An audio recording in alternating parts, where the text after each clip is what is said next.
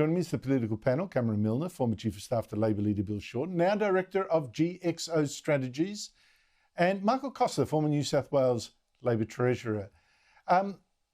Cameron, how bad is this for Anthony Albanese? I should just repeat that he says he denies having rung Alan Joyce directly, but is silent on whether he or his staff rang anyone else. Well, it's about as bad as it can get, Andrew, as bad as it can get. I mean, this is a bonfire of the vanities for Albo. I mean, this has taken 4 days for him to come clean with a part answer, The simple thing is he should have turned it down anyway because he's the Minister for Qantas. The Minister for Qantas was taking freebies from the very airline he was regulating. That's why he breached the Ministerial Code of Conduct. That's also why the National Anti-Corruption Commission actually has to investigate this. If Albo had a shred of decency and had nothing to fear and nothing to hide, he'd self-refer. Because this is a complete scandal that a minister responsible for Qantas, which is hardly a popular airline out there, and Alan Joyce, hardly a popular CEO, was taking freebies from him while turning a blind eye to competition and turning a blind eye to all the terrible things that Qantas was doing to its workforce and everything else. No, this is a scandal, and only the NACC, the National Anti-Corruption Commission, can get to the bottom of this and get to the truth, Andrew. Michael, what do you make of it?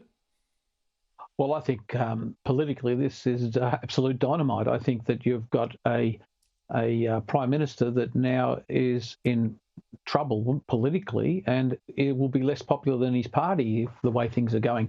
Look, the perception is going to be out there that Albo is more interested in perks than he is in policy. He definitely has to clear the air. That statement there doesn't clear the air. It basically leaves open whether somebody else contacted on his behalf, and he needs to clarify that. I don't have a problem with upgrades for work purposes. The problem here is the upgrades for private travel, and that's let's not avoid the issue. That's the real issue here. And there's a secondary issue to do with Qantas itself and its operations, and I think that's the purpose of the point of the whole book that has just been released. Qantas has been using an operation to peddle influence, and that needs to be dealt with. How many people are on the Chairman's Lounge list? They ought to declare it. It's a public company. If people are getting upgrades on seats that could have been sold, that's a shareholder matter. And remember, Qantas has just been fined $100 million for deceptive behaviour by the ACCC. So look, we've got an airline that's got problems, and we've got a Prime Minister that's got a perception problem. And I agree with Cameron. This needs to be looked at by the National Corruption Commission, not in relation to the upgrades itself, in relation to that Qatar decision. We still don't know what was the rationale for that decision. What was the public policy interest in banning Qatar Airlines? We know that it's increased the cost of travel. The Anti-Corruption Commission needs to have a look at it. Yeah, well, no, Cameron, you've both mentioned that the National Anti-Corruption Commission should be looking at it. The opposition has suggested that Albanese refer himself to that.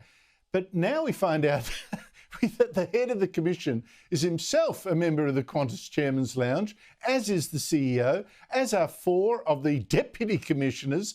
I mean, Peter Dutton says it doesn't matter, but what do you think? Can this commission of Qantas Chairman's Club members now investigate Albanese over his links to Qantas?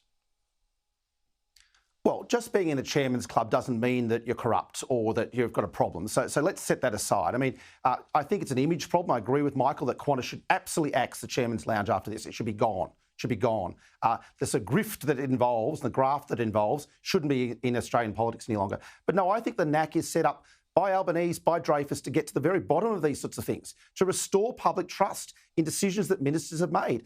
And Albo clearly made decisions by sins of omission and sins of commission. So things he set aside and put off for another day helped Qantas, and key decisions also helped Qantas directly.